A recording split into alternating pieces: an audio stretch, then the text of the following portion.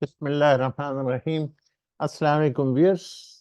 We have successfully added a purchase order by means of a purchase order entry form, and you can see that this order has been added in the bottom list.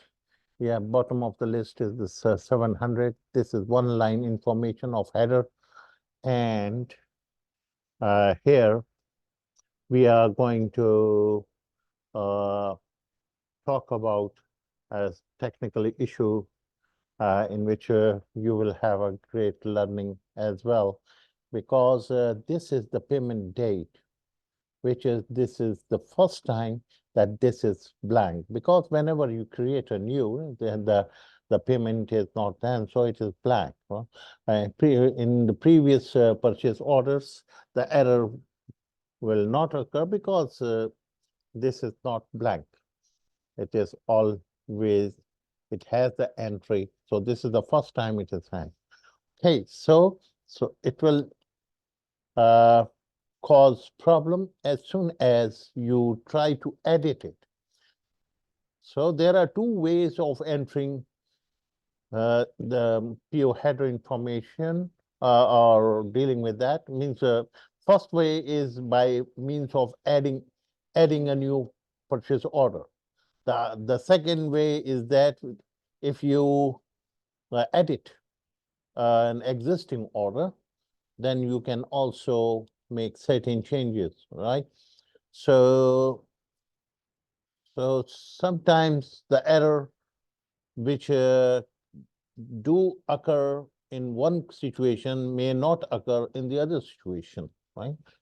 Like this, in one situation, the payment date is blank, and you are going to edit it, so it is going to cause an error, right? And in case of the old purchase orders in which there are the entries in it, so you would not experience any problem. It will work. Okay, so this is, I'm going to show you, and let the error come. So let's first of all see the form. I take you to the form. This is the form, and yeah, hang on. And then I'm going to take you, just hold on, it's form. So there was I was on call, so that's why I had to interrupt. Okay, so we are going to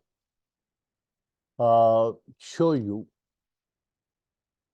the thing which is going to make a difference here, because in case of this blank entry, what would happen? I can show you from here. This is the edit mode, right? As soon as you go to the edit mode, so here comes this is the function, right? And let me directly get to a C date. I remember I have used a CDT. This is the, so this is the position where it would cause an error, right? So I put a breakpoint and I will explain it to you. Okay, so let's go to the interface, and we see that we have already entered a newly created purchase order in the table. It is already added. All with all its detail. The detail is in 4 lines, as you can see in the detail there. You have the 4 items, yeah?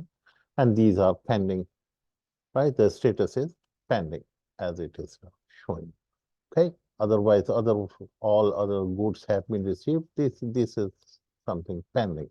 Okay, because this is a new purchase order.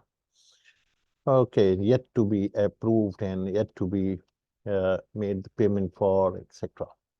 Okay, so let's go to the purchase order form and try to go to edit. Normally, when we we have been focusing on a particular purchase order like 14, right? So this situation would not occur and it will work, okay? That's right, okay? So 14 was fine, okay? It has all these things. So now let's go to 700. This is newly created purchase order. Here, we have made, uh, we have added these few commands to check whether it is empty or not. Yeah? If let's split it. If uh, the pay date is empty, means it is causing an error, and that's why it is empty, right? If it is empty, then it would not transfer this information to the class header, right? And it will remain intact, right? So no error was previously. It was straight away attempting to pass on this erroneous information to the server, so that was causing this problem, right? The type mismatch, because the type of this pay date is actually date type, whereas it is passing on a null into it, and that is causing problem, right? So that's why we have used on error condition in here, which was not there previously. So in that case, it is first of all check if it is empty. If it is not empty, then it would perform this movement of data into the class header. Otherwise, it will jump it. Then that's what it is doing, right? It is jumping it to the next passing of information, and it is going to do that. Okay, so this is how we tackle the issue, and uh, the the the editing of the purchase order is done in the same manner as we have been doing for the other purchases. Okay, so we remove this breakpoint so that it does not stop here. So this is 14 number purchase order, and if we take it to 700, right, this is 700. Yeah, this is 700 having no note, and the rest of this function will be exactly as it has been in the other cases, like in 14, right? If you want to add a detail of $350 shipment, all you need to do is just double click on it. It is going to generate this note, the detailed note, and this generated. And now you can do all these things like split it into different things, and so the system will make sure that the total of these amounts should remain this, so that this note should serve the purpose of the details, the breakup of these figures. The same thing you can do here. If you have $150 tax, so what is the other information related to the tax you can enter into it, right?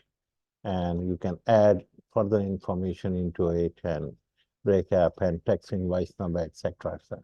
So a new date detail, a note detail will get generated and this. So we have successfully done the addition of the purchase order and editing of the purchase order as well, and updating. Now then the process of the approval is remaining, and we will do it in the next videos. Thank you very much for watching.